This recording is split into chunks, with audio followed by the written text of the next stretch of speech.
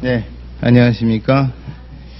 자, 오늘부터 이제 이순환입니다. 그래서 사실은 행정이라고 하는 것은 요렇게 되죠. 국가를 유지하기 위해서는 이렇게 이제 행정부라는 걸 통해서 국민 개개인에 대해서 요런 작용을 합니다. 이걸 뭐라 그랬죠? 그죠? 행정이. 99.9%는 이렇게 세금 내 군대가 경우에 따라서는 너는 요런 권리가 있어. 보조금 지급 결정 이런 것들 일방적으로 합니다. 근데 요게 여러분들 민법에서 말하는 단독행위여서 얘가 다 정해요.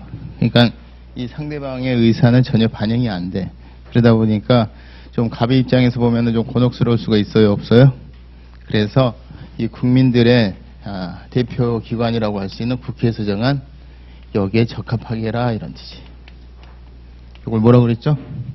법의 지배하에 있다 이런 거죠. 그러니까 색깔을 좀 달리 해볼까요? 얘네들 지배하에 있는 거야. 빨간색.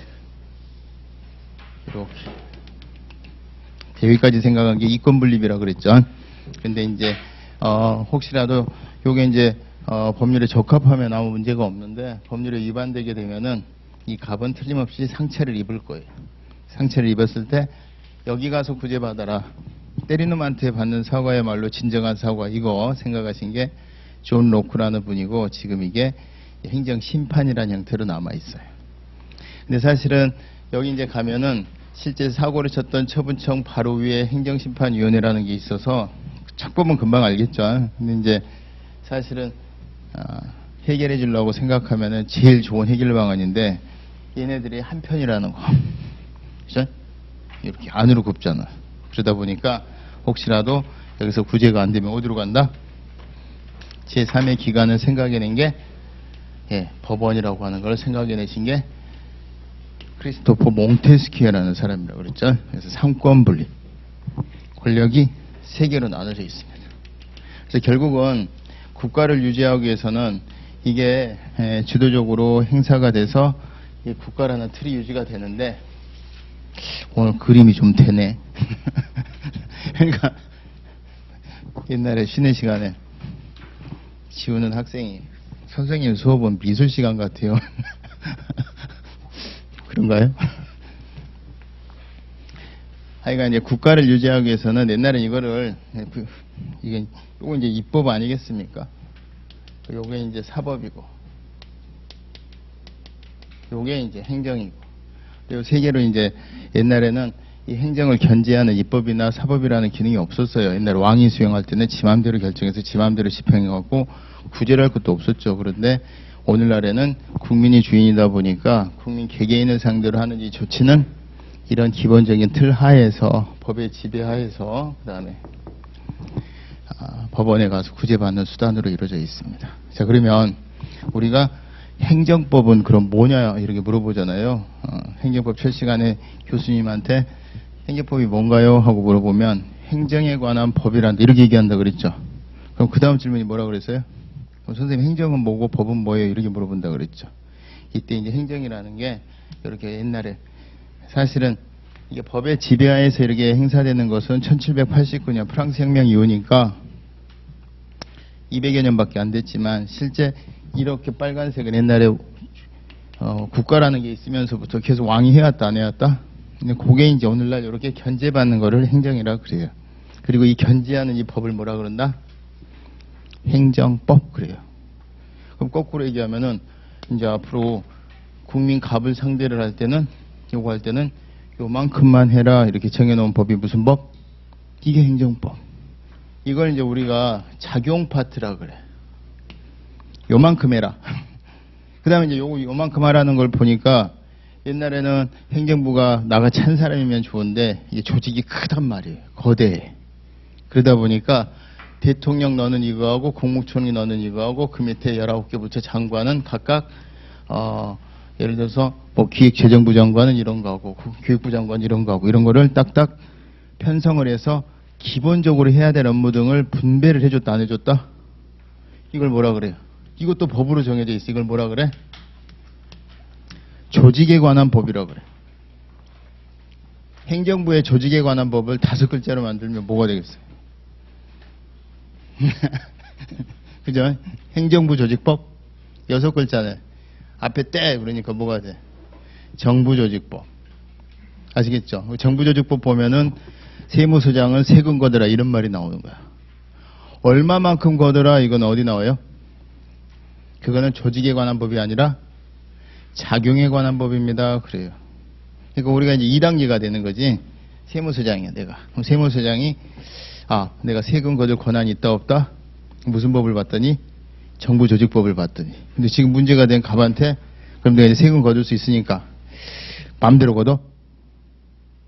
또 어떻게 거둘까라고 봤더니 요만큼만 거둬라 이렇게 돼 있죠. 그게 무슨 법?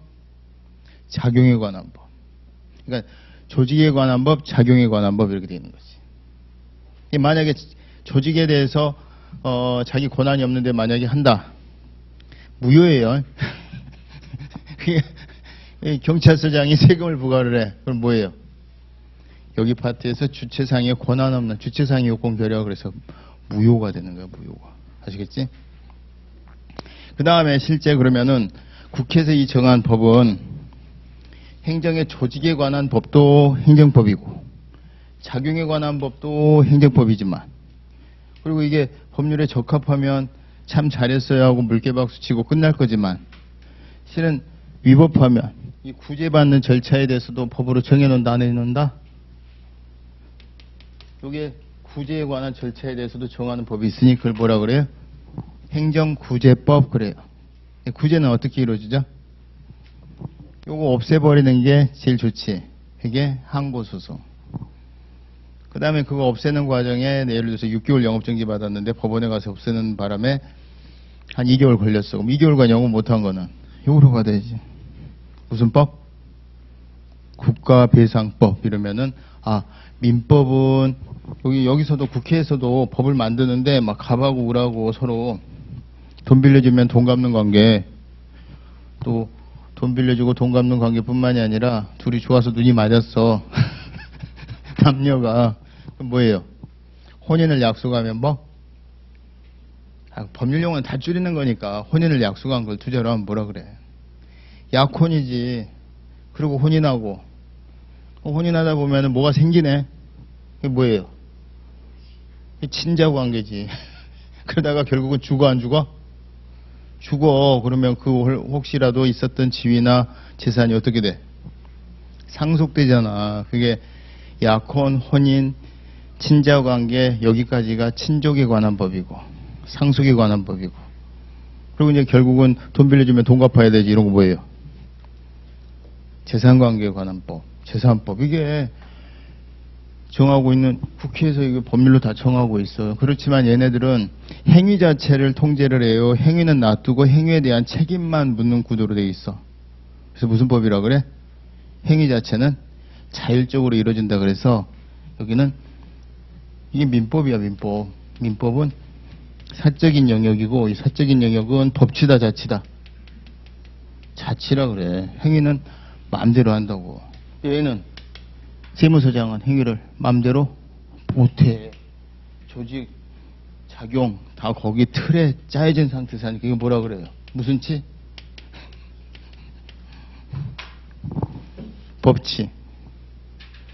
우리는 이제 이 부분을 뭐라 그런다? 공법관계라고 그러고 여기는 사법관계 그래요. 국회에서도 사실 그러니까 법률을 만들면은 크게 만들면은 사인 간의 관계를 규율하는 사법이 있고 국가의 어떤 행위를 규율하는 무슨 법이 있다? 공법이 있는데 그 공법이 행정법하고 동의어로 쓰이는 거예요.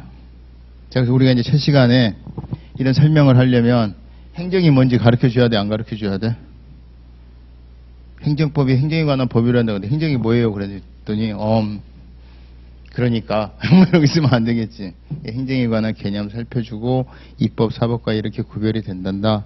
그리고 얘네들 또 새내기들이니까 이 법이라는 게 우리나라는 이렇게 법률만 있는 게 아니라 국민이 직접 제정한 헌법도 있고 국회가 제정한 법률도 있지만 행정부 내부에서 또 자율적으로 만드는 명령이라는 것도 있고 심지어는 지방자치단체가 도입이 돼서 지네 구역 안에서 쓰이는 조례와 규칙도 있단다. 그런데 그게 뭐로 이루어져 있단다? 문서로 이루어져 있단다. 이 우리 성문법의 국가고, 성문법이 다 커버를 못해서 일정 부분에는 불문법도 보충적으로 들어간다 안 들어간다? 그게 관습법이고 조리고. 근데 그 조리가 최후의 법원으로서의 통제 기능을 하다가 오늘날에는 성문법의 규정이 없는 게 아니라 있는데 뭐로 돼 있을 때? 할 수 있다라고 돼 있을 때 잘해야 된다라는 통제 법률로 작동이 되게 되는데 그걸 뭐라 그런다? 재량의 통제 법률로 작용이 된다. 이래.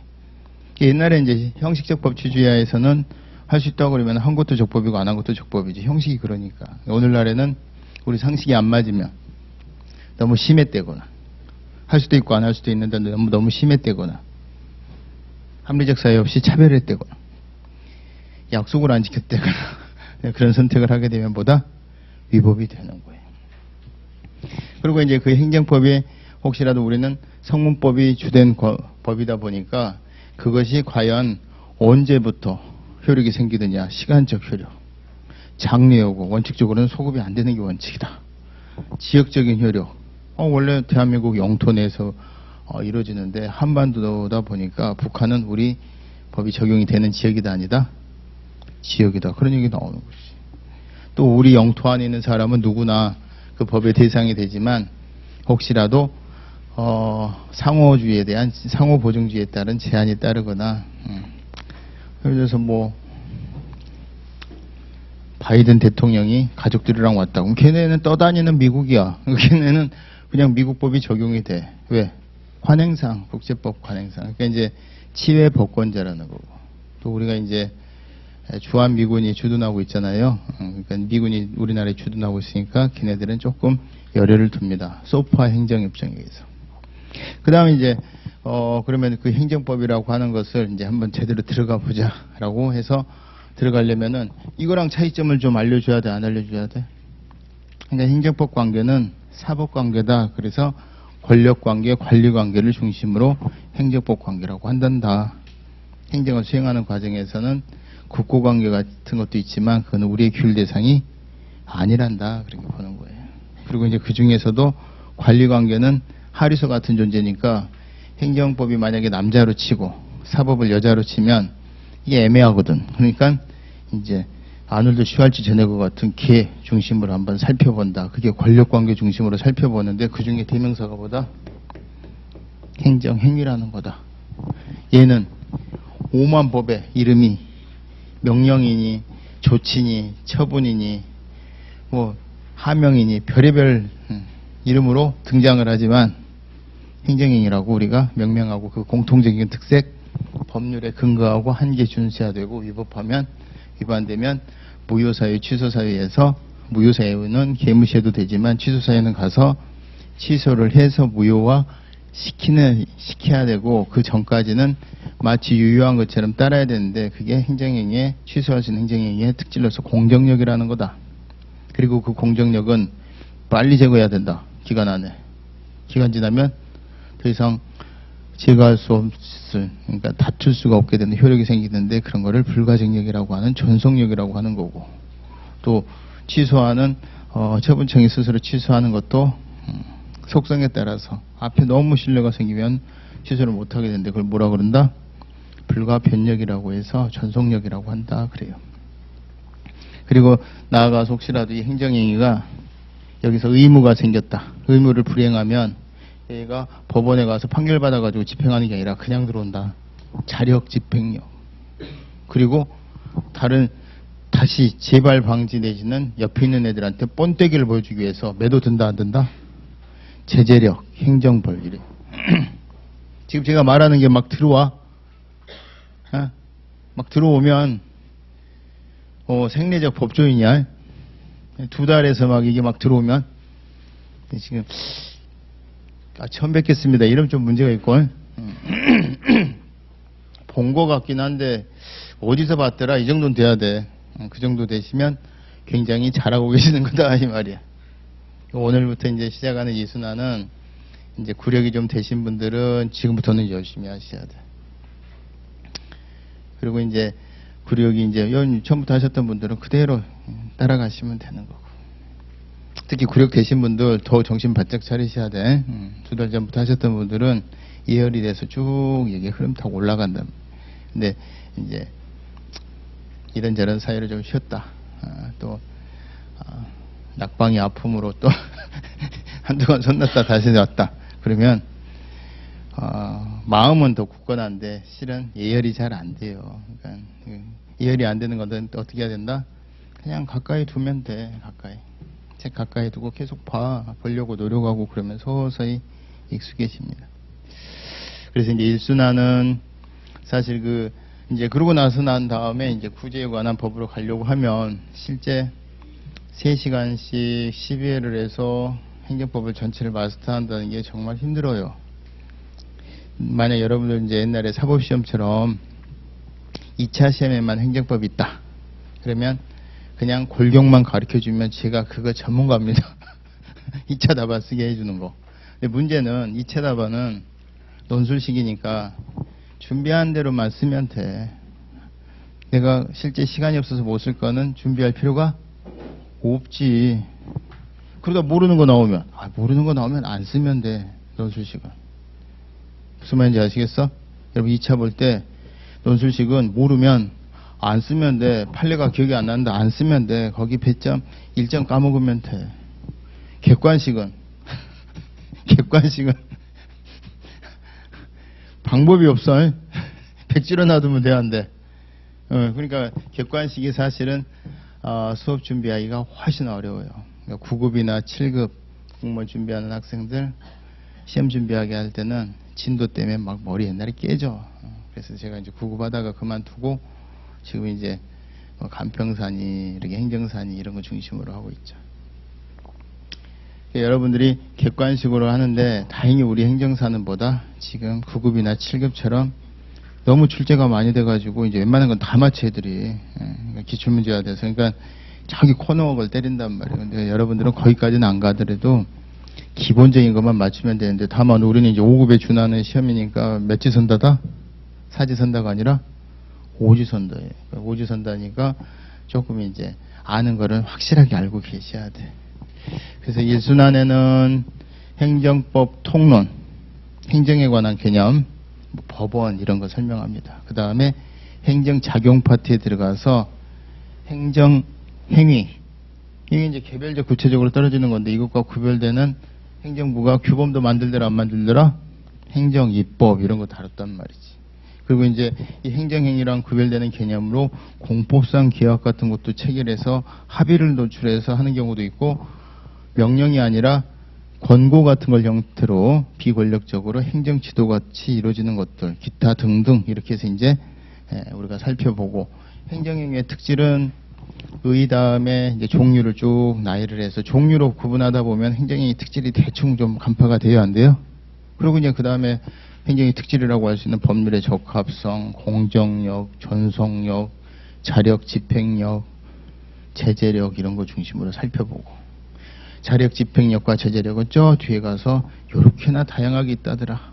대집행, 이행강제금, 강제징수, 직접강제 같은 행정상의 강제집행 수단과 의무불이행을 전제로 하지 않는 즉시강제와 거기서 분가돼서 좁다고 못 살겠다고 뛰쳐나간 행정조사와 이런 걸 합해서 행정강제라고 한다. 그리고 요 배경에는 뭐가 있다? 자력, 집행력이 있다. 그 다음에 한편으로 보면은 집행벌에 해당하는 거 맨데 혹시라도 그 의무 불이행한 행위가 만약에 범죄 수준이면 뭐로 다스린다? 형벌로. 범죄 수준은 아니지만 그냥 그래 그게 정도가 아니고 조금 뭔가 책임 물어야 될 정도다.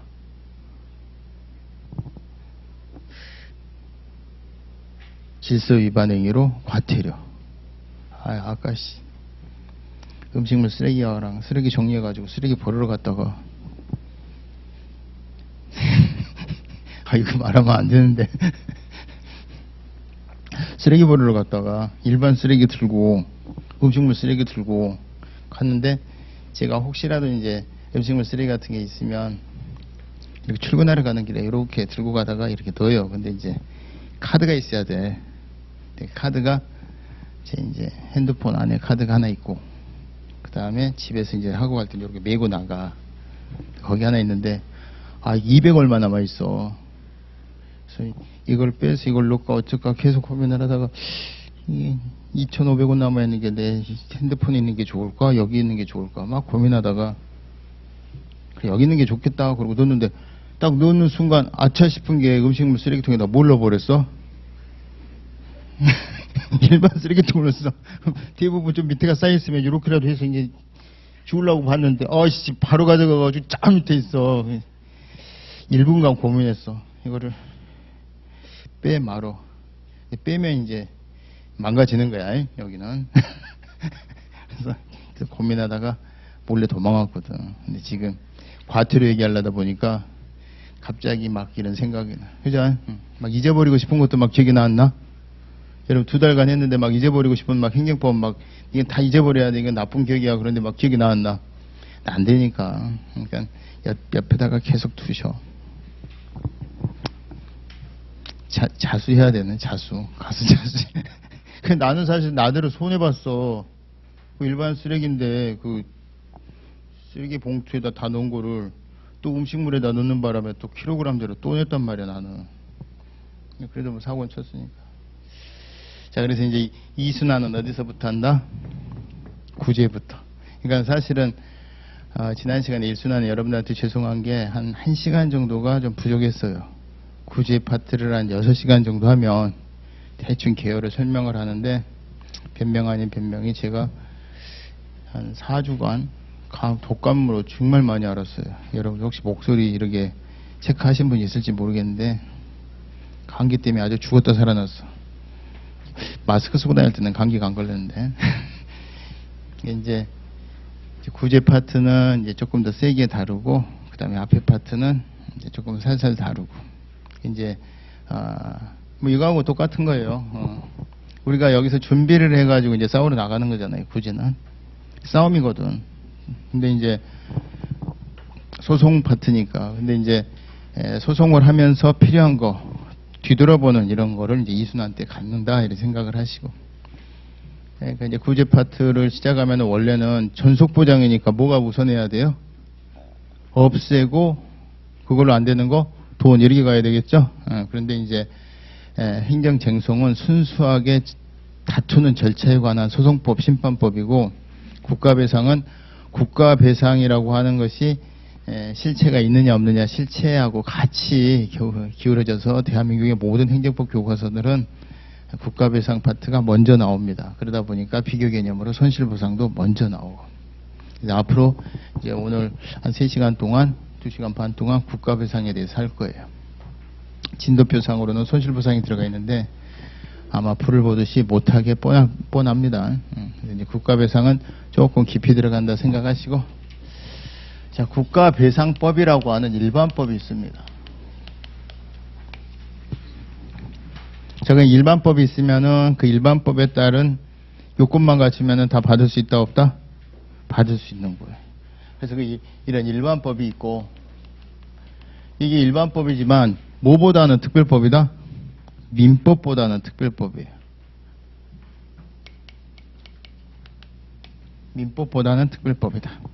그렇지만 민법보다 더 국민에 대해서 공무원들이 직무를 수행하거나 국가가 관리하고는 물건이 잘못돼 가지고 피해를 입혔을 때는 어떻게 해서든지 이 법에 정한 요건만 거치면 주려고 하는 거다 이렇게 생각하시고 수업은요 여기 요약집 중심으로 합니다. 요약집 없으신 분들은 그냥 기본서 보셔도 되고 요약집 있으신 분들은 요약집 보시면서 혹시라도 여기서 이제 빠진 거는 기본서 가서 참고서처럼 활용을 하시면 돼요. 그리고 이제 없는 거 여기다가 끼워 넣어서 나중에 이제 시험 볼 때는 요것만 쭉 한번 훑어보고 가서 시험 본다 이렇게 하셔도 될 만큼 자기만의 교재로 만들어 주시는 게 좋아요. 자, 그러면 이 국가배상법은 어떻게 되어 있느냐? 사람이 사고 친 경우와 공무원이겠죠? 물건이 사고 친 경우로 나눠져 있습니다. 여기를 용조물이라고 표현하고 있어요. 그러면 여기는 이제 몇 조냐? 2조고요. 여기는 5조로 되어 있습니다. 자, 그럼 2조의 요건은 어떻게 되느냐? 하여간 이 요건만 갖추면은 이 국가배상법 2조에서 정한 대로 국가나 지방자치대에서 전부 다 배상을 받을 권리가 생기는 거예요. 자, 그러면 요건이 어떻게 되느냐? 법률 요건이겠죠. 자, 공무원 또는 공무 수탁 사인이, 공무를 수탁받은 사인이 이렇게 되어 있어요. 제가 공무원이 이렇게 쓰겠습니다. 직무를 집행하면서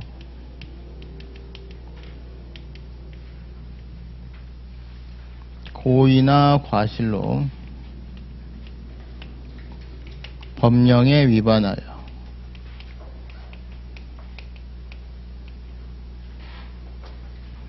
타인에게 손해를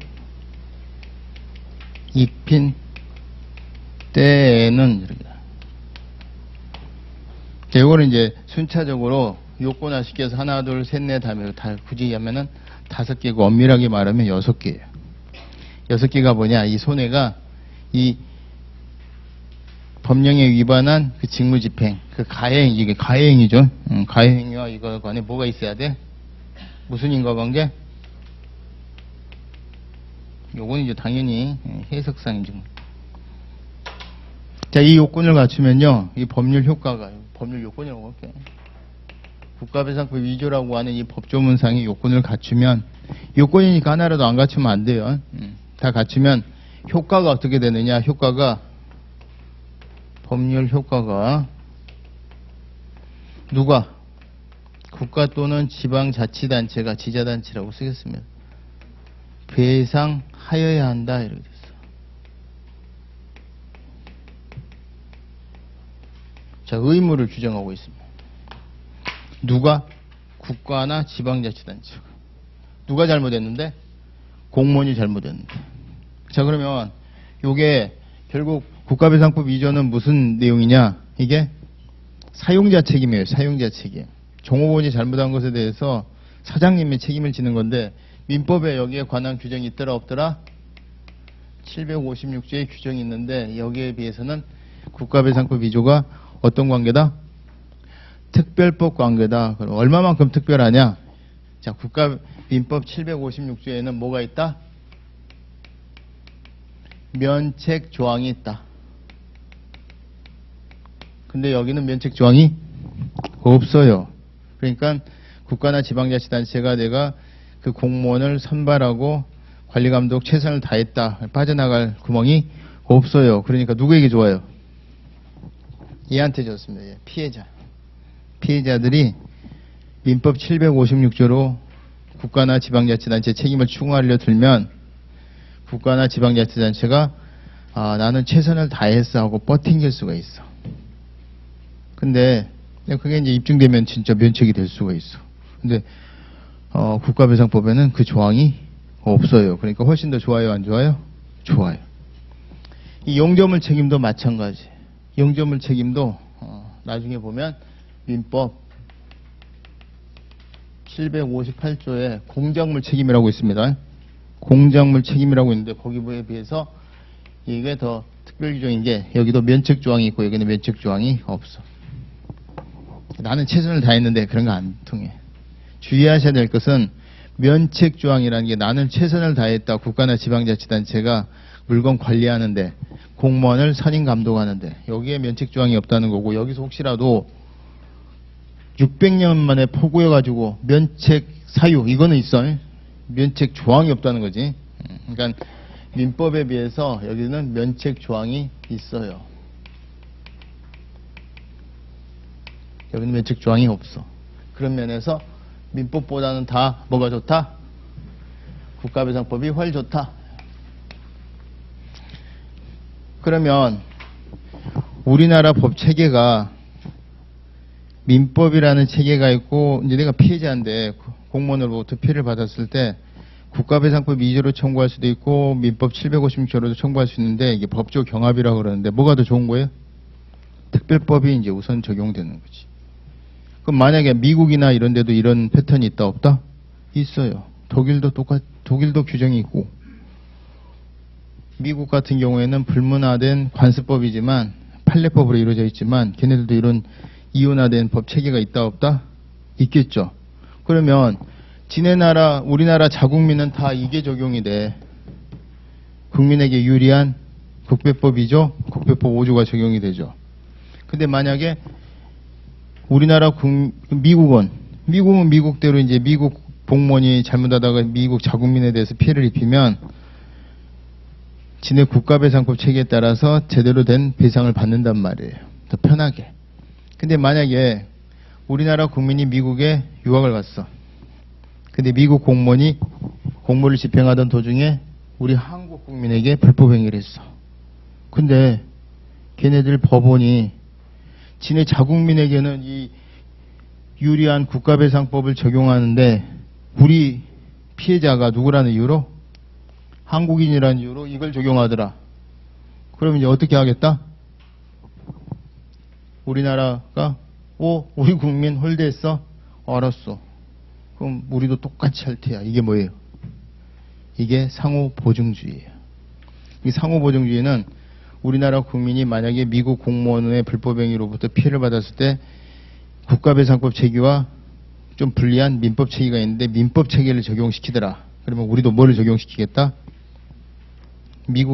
우리 공무원이 혹시라도 잘못해서 미국인에게 피해를 입혔을 때 전부 하나같이 민법 적용시키겠다 이런 거예요. 무슨 이제 제가 이제 수업할 때 쌤쌤주의라고 그래. 홀대했으니까 똑같이 홀대하겠다니. 되게 유치해 보이죠? 그게 유치한 게 아니에요. 왜 그래요? 유치하게 하겠다가 목적이 아니라 우리가 이렇게 째째하게 나갈 거니까 우리 국민 제대로 니네 자국민처럼 돈독하게 보호를 해라 하지 마라. 똑같이 해라. 이거를 간접적으로 강요하는 거예요. 이걸 무슨 주의라 그런다? 상호보증주의. 줄여서 상호주의라고도 하고 보증주의라고도 합니다. 사실은 상호보증주의는 그 개념의 내용이랑 용어가 전혀 좀 안 어울리죠. 뭐 보증성은 기분인데 이게 아니라 우리나라가 그렇게 이제 으르렁거리면서 미국에 가 있는 우리 국민들을 이제 보호를 하는 쪽에 보증을 하는 그런 느낌이다 이렇게 보시면 돼. 자, 그럼 그 내용이 어디가 있느냐? 국가배상법 8조에 있어요. 8조. 121페이지. 요약집으로는 121페이지 맨 하단에 있고요. 기본서로는 458페이지에 있습니다. 그래서 상호보증주의라는 게 이런 겁니다. 국가배상법 몇 조에 있다? 7조에 있어요. 7조. 자, 그러면 우리가 아까 행정법 통론 파트에서 행정법의 적용 범위에서 대인적 효력할 때 우리가 우리 영토에 속해 있는 속지주에 의해서 다 외계인이라 하더라도 우리나라에 있는 애들은 다 적용이 되는데 치해복권자 예외고 상호보증주의에 따른 예외가 있다 그랬잖아요. 우리나라 국민은 다 국가배상법 적용받는데 혹시라도 우리나라 국민 홀대하는 나라 국민이 오면 걔는 무슨 법이 적용되니까?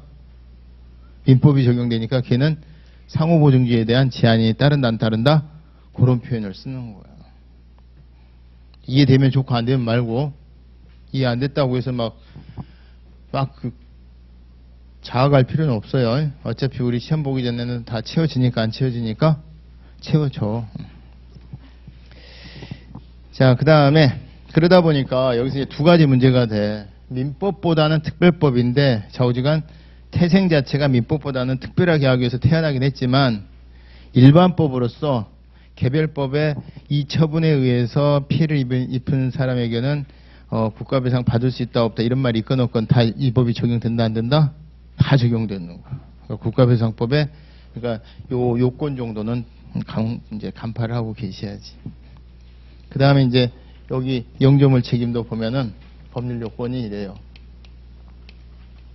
여기는 물건이니까 도로, 하천, 그 밖에 영조물에 이렇게 있고요. 여기로 이렇게 설치나 관리상의 하자로 인하여 표현이 조금 달라도 양해해 주세요. 그 다음에 여기 똑같아. 3번 타인에게 손해를 입힌 때에는 이렇게 됩니다. 이 요건 갖추면 이렇게 국가나 지방자치단체는 배상해야 될 의무가 있는 거예요. 그러면 요게 이제 가해자인 공무원이고요. 이게 피해자예요. 피해자. 피해자. 자, 피해자는 국가나 지방자치단체가 배상 의무가 있으니까 얘는 뭐가 있다? 이 피해자들은 국가 배상, 이건 같은 말이지. 배상 의무가 있다는 얘기는 청구권이 있다는 얘기고, 이 국가 배상 청구권을 학자들은, 다수설은 이 공권이다 이렇게 봐요. 공권이더라고. 판례는 뭐라고 본다? 대법원은 민법의 특별법이니까 사건이야 막 이래버려. 그러니까 여기에 대해서 국가배상 인정 여부에 대해서 또는 범위에 대해서 다툼이 생기면은 판례는 어디로 가라는 거예요? 무슨 법원에? 민사법원에 민사소송 제기해라 이러고. 학자들은 공권을 실현하는 거니까 행정법원에 공권 실현하는 거니까 행정인이 다투는 거 아니죠? 뭐예요? 당사자 소송으로 제기해라 이렇게 다툼이 있습니다. 요거 이제 판례 꼭 기억을 하셔야지.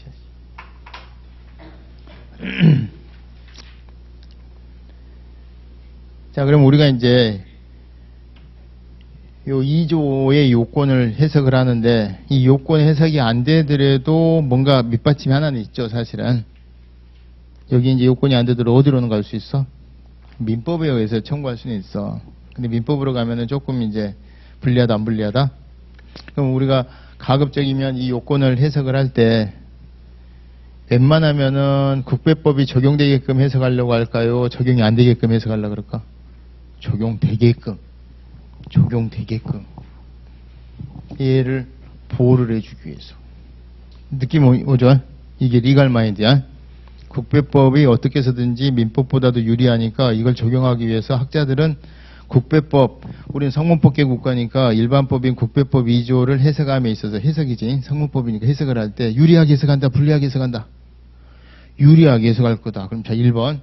자, 이 공무원 넓게 볼까요? 좁게 볼까요? 넓게 볼까? 좁게 볼까?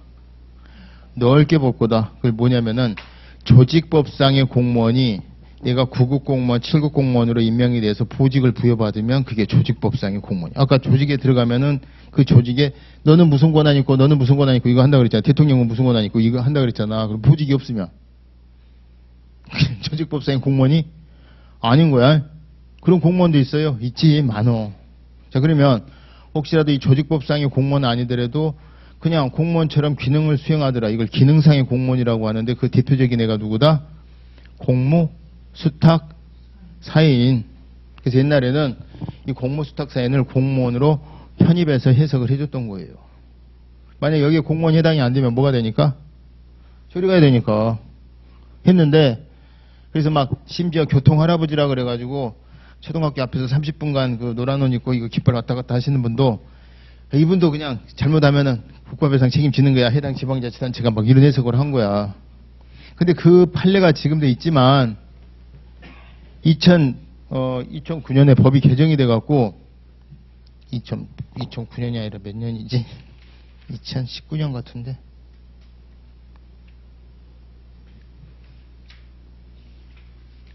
날짜 같은 게 갑자기 이렇게 헷갈릴 때가 있어요. 자우지간 법 개정으로 이렇게 돼버렸어요. 공무원 또는 공모를 위탁받은 사인이 이렇게 돼버렸으니까 이제 입법적으로 깔끔하게 해결이 된 거야, 아니야? 이거 이제 옛날에 그 대표적인 교통할아버지 사건이라는 거예요. 좀 이따 말씀드릴게. 그 다음에 이 직무.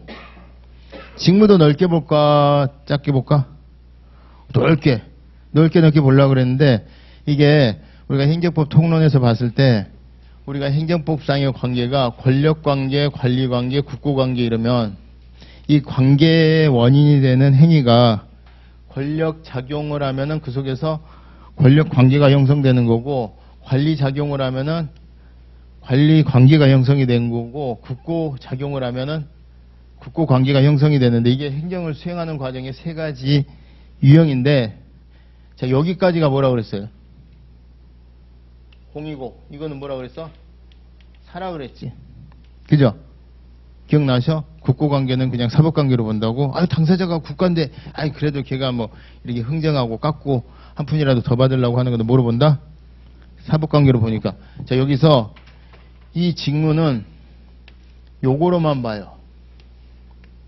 그러니까 결국은 어떻게 되느냐? 공무원이 공무를 수행하면서 이렇게 되는 거야. 그럼 이것도 넣어주지. 이거는 원래가 국가가 한 당사자였다는 것 뿐이지 실질이 뭐다?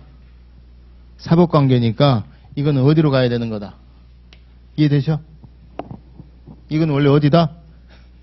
원래 민법이잖아. 이거는 공적인 요소가 전혀 없으니까. 근데 이거를 국고작용이라고 안 하고 국가배상법 오면은 뭐라고 돼 있냐면은 사경제적 활동이라는 표현을 씁니다. 사경제적 활동이 뭐야? 국고작용이야. 아시겠지? 속으로는 국고작용이다 생각하고 요거는 빠진다. 그래서 학자들이 뭐라 그러냐? 공무원이 공무를 수행하다가 피해를 입힌 건데 왜 이걸 자꾸 이거로 가냐 이 말이야. 공무원이 공무를 수행하다 한 거니까 뭐로 보자? 복수 기준 소리할 때 이거 다 이게 학자들 행정법이 막 없어지려고 그래. 우리는 누구를 막 밀어야 돼? 수험생 입장에서는 판례를 밀어야지. 그래서 빨리 시험법에서 빼버려야지. 이거는 민법 시간에 나와야지. 왜 이게 행정법 시험법이야 막 이래야지. 그래서 손실보상도 빼버리고 부당이득도 빼버리고 행정입법도 실질적인 게 아니라 형식적인 의미로 가서 행정입법은 이것은 순수한 의미 행정이 아니야. 우리 시험법이 아니야. 막 빼버리면 법규명령하고 행정규칙만 빠져도 할만하지. 근데 이제 수험생 될 때는 빼고 싶은데 시험이 되고 나서는 여러분들이 행정사 범위에서 그게 다 빠지면 되겠어 안 되겠어? 행정사 업무 범위에서 안 되겠지? 그래요. 자, 여기서 이제 시험에 곧장 물어보는 게요. 고의나 과실 법령 위반 이거하고를 고의나 과실 법령 위반 이거 제가 여러분들한테 설명을 안 한 것 같은데 고의나 과실 같은 거를 뭐라 그러냐면은 주관적 요소라 그래. 고의나 과실을 주관적 요소라 그러는데 요거 시험에 잘 물어봐요. 요거는 주관적 요소라 그래. 그 다음에 위법 이런 거는 뭐라 그래? 객관적 요소 그래. 요 두 개가 서로 전혀 상관이 없어. 상관이 없어. 그럼 잘 보시면 주관적인 요소라는 얘기는 뭐예요? 사람마다 같다는 거야, 다르다는 거야? 사람마다 달라요가 주관적이라 그래. 법학에서는. 응? 그거는 발표자의 주관적인 견해일 뿐입니다. 그건 무슨 말이야? 그건 네 생각이고 객관적이라는 얘기는 뭐예요? 나만 해당하는 게 아니라 누가 하든지 다 똑같이 해당되면 무슨 표현을 써요? 객관적이라는 표현을 쓴단 말이에요. 법학에서는. 자, 그러면 이 고의과실은 사람마다 이 머릿속에 뭔가 의도와 위법한 행위를 하려고 뭔가 의도를 한다 아니면 실수를 한다. 이건 사람마다 달라요, 같아요? 달라. 근데 법에 위반하는 것은 영동이가 사람 죽이나 성렬이 형이 사람 죽이나 똑같아, 안 똑같아? 똑같죠? 객관적 요소 그래. 자, 시간이 조금 애매하니까 요거 설명해드리고 좀 끝낼게. 좀 쉽시다. 끝낸 게 아니라. 여러분 이게 이런 거 가지고서 막 공부하는 게 형법에서 형법이라는 게 범죄행위 연구하는 학문이 여기 짱이거든. 자, 그럼 잘 봐요.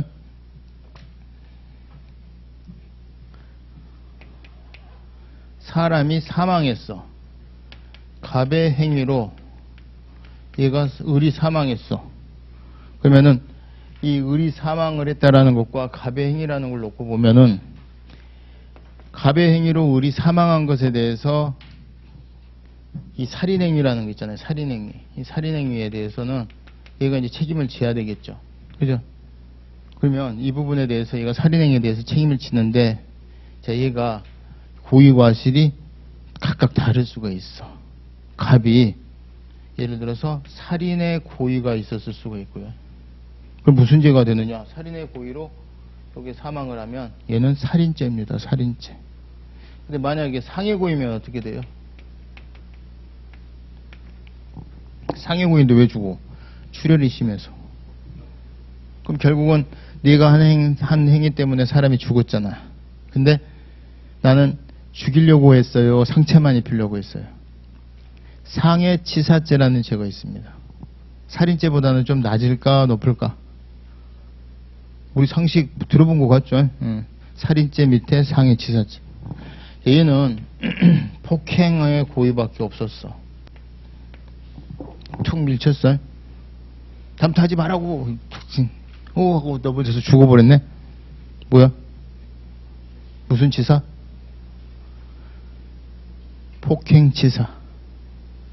살인죄, 상해치사, 폭행치사. 좌우지간 죽음에 대해서 인과관계가 있으니까 책임을 져야 안 져요? 근데 형량이 같겠어 다르겠어? 달라 안 달라? 다르지. 고의가 아예 없어. 살인의 고의도 없고 상해의 고의도 없고 폭행 고의도 없고 그냥 운전한다는 생각만 하고 가고 있었는데 운전하는 사람은 앞을 봐야 될 의무가 있어. 전방 주시 의무가 있는데 뭐 했어? 카톡 확인하다가 뭐가 퐁 부딪힌다? 봤더니 의리 뒤져버렸어. 그럼 의뢰 사망에 대해서 책임져야 돼 안 져야 돼? 고의 있어 없어? 실수는 했어요 안 했어요? 지나친 실수를 뭐라 그래? 과실 그래. 무슨 치사?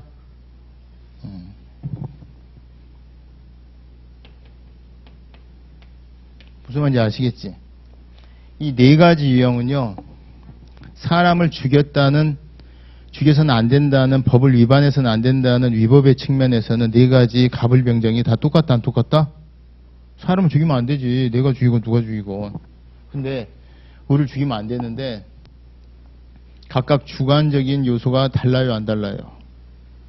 그러면 이게 형량이 달라질 수 있다 없다? 달라질 수 있다. 그럼 이게 주관적인 고의과실이 달라지는 바람에 형량이 달라지는 거고, 그럼 이건 똑같은데 이쪽 부분이 요런 걸 뭐라 그러냐면 우리가 행위위법이라 그래. 무슨 위법? 행위가 위법이라는 얘기야. 이런 것들이 다 잘못된 거야. 근데 여기 이제 이런 의리 죽어서는 안 될 사람을 죽은 거를 결과위법 그래. 그러니까 여기는 결과위법 측면에서 보면은 네 가지가 똑같은 거예요. 의리를 죽여서는 안 되는데 갑의 행위로 의리 죽었잖아. 그러면은 결과위법에서는 네 가지가 저울질해 볼 때 네 가지가 똑같다 안 똑같다? 똑같아. 아 이거 외울 필요 없어. 그냥 한번 생각해 보라고 상식으로.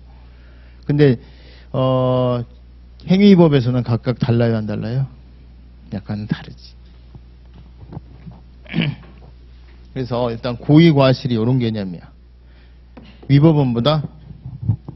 의를 죽여서는 안 되는데 죽인 부분에 대해서는 내가 죽이건 뭐 예를 들어서 여러분들이 죽이건 차이가 없잖아. 그래서 위법은 객관적인 요소고 고의과실은 주관적 요소라고 그러죠. 자 그럼 잘 봐요. 행정법 시간에 뭘 자주 물어보냐면 자 위법하면 고의과실이 인정된다 이런 말을 많이 해요.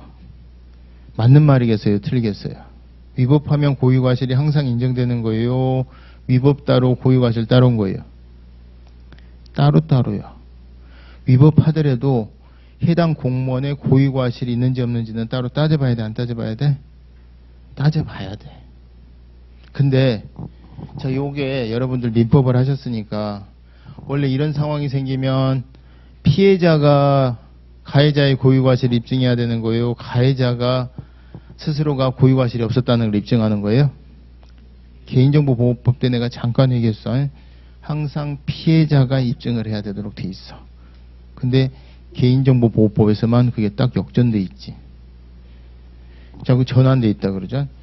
그러면 피해자 입장에서 가해자의 고의과실 입증하는 게 쉽겠어 안 쉽겠어? 법정에서 너 나 죽이려고 했지 그러면 뭐라 그러겠어? 넌 죽어도 싸 이러면 판사가 볼 때 아 제가 고의가 있었구나. 그런데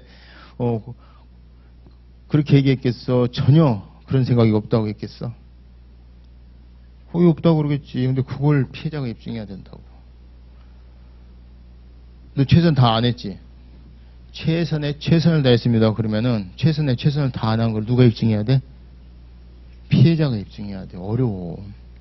그러다 보니까 위법성이 인정되면 고의과실은 있는 것으로 그냥 인정해버리자라는 논의가 있겠어 없겠어? 피해자 보호를 위해서. 그게 과실의 객관화라는 말이 나오는 거예요. 과실은 원래 무슨 요소인데? 주관적 요소인데 객관화 시켜버리자 이런 말들이 나와요. 그 여자 축구 선수가 17살 먹은 여자 축구 선수가 저처럼 십자인대가 끊어졌어. 축구하다가 십자인대 복원 수술하러 들어갔는데 죽어서 나왔어. 그럼 유가족들이 의료진의 불법행위 책임을 물으려면 어떻게 해야 돼요? 일단 책임 능력이 있는 거고 요거 세 가지 있어야 돼. 자, 손해 생겼죠? 손해 생겼죠? 위법해요, 안 해요? 아니, 멀쩡한 애가 죽었잖아. 의료진의 행위에 의해서. 수술실 들어갔다 나와서 죽었잖아. 그러니까 사람을 죽여서는 안 되지. 의사들이 개선을 시켜야지 죽이면 안 되잖아. 법에 위반했지. 뭐는? 이게 걸려. 고의 또는 과실인데 이게 민사상의 책임은 이게 책임 범위가 거의 똑같아. 그래서 과실만 있어도 이제 책임을 물을 수가 있을 건데, 자, 법정에서 피해자가 의료진에게 넌 걔 죽이려고 했지. 죽이려고 했겠어, 의사들이. 그럼 뭘 물어보겠어요? 의료진들이 실수가 있지 않았느냐? 그럼 의사들이 뭐라 그러겠어? 죄송합니다. 절 벌해주십시오. 그러면 판사가 얘가 스스로 실수를 자인하는구나. 그런데 대부분 뭐라 그래? 본인은 현대의학에서 할 수 있는 최상의 의료 대처를 했고 환자가 특이 체질이거나 뭐 이래서 이런다고 이럴 거 아니에요. 그러면 의료진들의 과실이 있었음을 누가 입증해야 돼? 피해자 측에서 입증해야 되는데 수술실에서 이루어졌죠. 수술실에서 의료진들의 과실인데 걔네들이 서로 간에 공동관계가 있기 때문에 서로 입을 원래 내가 살려면 저놈한테 미뤄야 되는데 둘이 다 같은 배를 탄 거란 말이야. 그러니까 서로 간에 입을 다 맞춰버리면 이제 이쪽에서 입증하려고 봤더니 피해자 측에 해당하는 애는 우리 애밖에 없는데 얘는 죽어서 나왔단 말이야. 입증하겠어 못하겠어. 더군다나 뭐 그동안에 있었던 진행 과정 같은 거 보니까 영어도 모르는데 영어를 알아도 알 수 없는 전문 용어로만 써줬는데 그걸 어떻게 알아봐. 그죠? 그러니까 이런 경우면 어떻게 하자?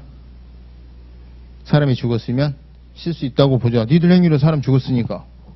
자, 이게 과실의 객관화인데 이렇게 하게 되면은 기본 틀이 깨지는데 우리 국가배상법에는 과실이란 말이 엄연히 있어요, 없어요? 이게 상문법계 국가에서는 이거를 해석에 의해서 사문화시킬 수가 있어, 없어? 판례가 과실의 객관화는 안 되고 다만 이게 입증하기가 어려우니까 피해자들이 피해자에게 유리하게 하듯이 뭐 한다? 이 고의과실 웬만하면 좀 위법성이 있으면 공무원들은 원래 위법한 행위를 안 해야 되는데 위법한 행위를 하면은 어느 정도 추정은 해줄게 이런 식으로 가지. 추정해 준다는 얘기는 과실이 없어도 된다는 거야. 있어야 되는데 그걸 조금 객관화시켜서 그걸 어느 정도 추정을 해서 인정을 해줄게 이런 식으로 가는 거지. 과실 책임주의가 없이 과실 없어도 그냥 책임 묻겠다 이렇게 가는 건 아니란 말이에요. 그래서 요거를 잘 물어봐. 왜냐하면 학자들은 지금 어떻게 해서든지 과실이라는 요건을 조금 저것 때문에 거의 배상을 못 받거든. 그러니까 저걸 어떻게 해서든지 객관화하거나 막 이렇게 무력화시키려고 하는 노력들이 있단 말이에요. 자, 그러면 자 이렇게 물어봐요. 고의과실이라는 개념과 위법의 개념은 전혀 다르다를 어떻게 시험 지문에 물어보냐면 갑이 만약에 공무원 A가 6개월 영업정지 처분한 것에 대해서 취소소송을 제기했는데 그 소송에서 이겼어요. 이겼다는 얘기는 처분이 적법했다는 얘기야, 위법했다는 얘기야? 갑이 위법하다고 이거 처분 6개월 영업정지 취소해달라고 한 소송에서 갑이 이겼어. 그럼 처분의 위법성이 확인이 됐어, 안 됐어? 그러면 위법성이 확인된 이상 공무원이고 직무를 처분을 하는 과정에서 법에 위반했으니까 위법한 취소사에 해당하는 처분을 해서 내가 손해를 입었으니까 이거는 그냥 이거 있으면 이거 고의과실 별도로 논할 필요 없이 처분의 위법성이 확인되면 위법한 처분을 행한 공무원의 고의과실은 당연히 인정된다고 보자. 이런 논의가 있겠어 없겠어? 대법원이 받아주겠어 안 받아주겠어? 안 받아준다 이 말이야. 별도로 과실 입증해야 된다 안 해야 된다? 과실 입증해야 된다. 혹시라도 그 해당 공무원이 행정규칙 내부의 준칙에 따라서 했어. 근데 결과적으로 재량의 남용으로 위법하다는 처분을 받았어. 그러면은 위법하긴 한데 이 공무원 고의과실이 있어요 없어요? 없단 말이야. 행정규칙 기준대로 했으면 얘는 최선을 다했다 안 했다? 이렇게 평가받는. 여러분들 좀 이해하기 어려울 텐데 자, 위법하다고 다 처벌받는 게 아니에요. 그리고 여기서 어떻게 해서든지 유리하게 하려고 노력을 하는데 위법과 고의과실이라는 요소는 전혀 다른 거다 안 다른 거다? 전혀 다른 겁니다. 옛날에 제가 한번 말씀드렸나 모르겠는데 여러분들 고속도로를 주행하고 있어. 자동차 전용도로. 근데 갑자기 자전거가 튀어들어왔어. 치였어. 자전거에 탄 사람 죽었어. 그럼 나는 이제 손해배상 해줘야 돼 안 해줘야 돼? 민법에 따라 750조 책임지는 거야 안 지는 거야? 내 차에 치여서 걔가 죽었죠. 위법이에요 안 해요? 내가 사람을 죽였잖아. 위법한 행위를 했어. 나 책임 능력도 있고 손이 생겼지. 고의 또는 과실이 있겠어요 없겠어요? 얘가 위법한 행위를 했으니까 무조건 책임지는 거야? 고의 내지는 과실 중에 하나는 있어야 되는 거야. 특히 과실. 대법원이 자동차 전용 도로에서 자전거가 튀어나올 것을 예상해서 운전할 의무는 없대. 그럼 나는 주의의무 위반이 없지. 과실이 없다 이 말이야. 나는 최선을 다했고 사람은 죽었지만 나는 불법행위 책임을 안 진다 이 말이야. 내 차 부서졌겠어 안 부서졌겠어? 누구 행위 때문에? 고속도로에 자전거 끌고 들어오는 놈 때문에. 걔는 나한테 책임져야 돼 안 져야 돼? 걔가 지는 거야 걔가. 그러니까 죽고 개 죽음 되는 거야. 그 비슷한 게 어디서도 나오느냐? 일반화되진 않지만 횡단보도 밑에 무단횡단하는 사람이 있을 걸 예상해서 운전할 의무는 없다는 게 대부분 판례야. 그럼 횡단보도 밑에 있는 애들 치면 죽거나 다치면 위법은 한데 과실이 없어서 책임을 안 질 수도 있다 이 말이야. 횡단보도 육교 밑에 무단횡단하다가 사람 치여서 나 다치거나 죽었는데 내가 배상해줘야 되는 상황이 생겨. 차 부서진 거 물어줘야 되는 상황이 생길 수도 있다 이 말이지. 무슨 말인지 아시겠지? 옛날에 내가 그 얘기를 했더니 행정고시 수업인가? 한 학생이 선생님 그러면은 진짜 그 막 자동차 전용도로에 지금은 없는데 옛날에는 초창기 자동차 전용도로에 그렇게 막 자전거 끌고 가고 그런 사람이 있었거든. 확 밀어버려도 되겠네요. 그건 고의고 고의로 하면 안 돼요. 무슨 말인지 아시겠죠? 고의과실이라는 개념과 위법의 개념이 같다 다르다?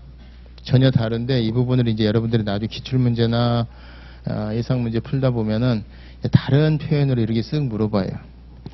취소소송에서 이기고 국가배상 제기하면은 당연히 요거 외에 이것도 인정되냐? 이렇게 물어보면은 이건 인정될지 몰라도 이거는 아니에요가 답이에요. 고의과실은 별개가 아니다? 별개니까요. 이렇게 얘기해야 돼요. 근데 이제 우리가 고의과실의 객관화가 그렇게 철저하게 이루어지지 않는 게 하나만 더 말씀드릴게요. 이 고의나 과실은요. 책임을 지는 국가나 지방자치단체의 고의과실이 아니라 이 사람의 고의과실이에요. 이 사람의 고의과실이에요. 그럼 이 사람이 특정이 돼야 되겠어 안 돼야 되겠어? 이 사람이 딱 찝혀야 찝힌 개가 이게 있었는지 없었는지를 따져볼 거 아니야. 근데 이게 특정이 안 돼도 인정될 수 있는 경우로 우리가 판례가 또 인정한 예가 있어. 김기정 열사 사망 사건이라고 거기 이한열 열사랑 비슷한 건데 연배 있으신 분들은 아실 텐데 자 최루탄을 이렇게 쐈는데 시위하는 학생들한테 최루탄을 쐈는데 이게 머리에 박혀서 죽었어요. 근데 원래 최루탄은 이게 포물선으로 쏘도록 돼 있었는데 직각으로 쏘면 된다 안 된다? 직사로 쏘면 안 돼. 물대포도. 근데 이제 아무튼 사람이 맞아서 죽었어. 그러면 그 유가족들이 손해가 생겼고 사람이 죽었으니까 포물선이 이제 그래야 될 체류탄이 직사각으로 왔으니까 다 공무원들이 뭐 시위 진압 과정에서 다 인정이 됐는데 요걸 인정을 하려고 보니까 가해 공무원이 특정이 돼야 되겠어 안 돼야 되겠어? 그놈을 잡아서 그놈이 과연 실수를 했는지 안 했는지를 따져봐야 될 거 아닙니까? 근데 경찰이 의지가 없는 건지 안 잡히는 건지 걔가 끝내 못 잡았어. 근데 우리 대법원은 손해배상을 인정을 해버렸어. 뭐라고? 가해 공무원이 특정이 안 됐는데도 고의과실 인정을 해버렸다고.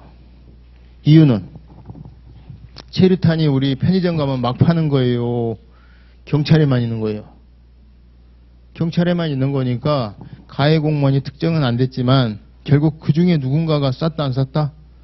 그리고 그 부분에 대해서 지금 이게 직격탄으로 맞았다면은 내부적인 어떤 규칙 같은 거를 지키지 않은 실수가 충분히 인정이 된다 안 된다? 이렇게 간 거야. 그래서 가해 공무원이 특정이, 자, 이거 잘 보셔야 돼. 여기 고의과실은 뭐에 관한 거다? 국가나 지방자치단체라고 하는 기관의 고의과실이 아니라 가해 공무원의 고의과실이야. 이게 1번. 그럼 이 가해 공무원의 고의과실을 따지려면 가해 공무원이 특정이 돼야 된다 안 돼야 된다? 특정이 돼야 된다. 원칙인데 애외를 인정한 바가 있다 없다? 애외를 인정한 애가 있다. 그걸 들어서 우리 대법원은 고의과실의 객관화 견해를 따르고 나의 견해를 따르고 있다라고 막 설레발을 치는 교수가 있겠어 없겠어? 있겠죠. 그런 애들이 이제 그런 거 자꾸 물어보는 거야. 여러분들은 어떻게 이해를 한다? 국가배상법 2조 책임은 무조건 과실 책임이다. 그리고 위법하다고 해서 과실 인정된다 안 된다? 안 된다. 별개다. 그리고 이때 이 고의과실이 누구에 대한 고의과실이다? 가해 공무원에 대한 고의과실인데 예외적으로 가해 공무원의 특정이 안 된 경우에도 국가배상 책임을 인정한 애가 있다 없다? 있다. 이렇게. 쉬는 시간에 이제 여기 되는 데까지만 딱 정리 한번 해보세요. 그리고 그 요약집을 보셔도 되고 제일 좋은 거는 본인이 이렇게 서브하는 게 제일 좋아.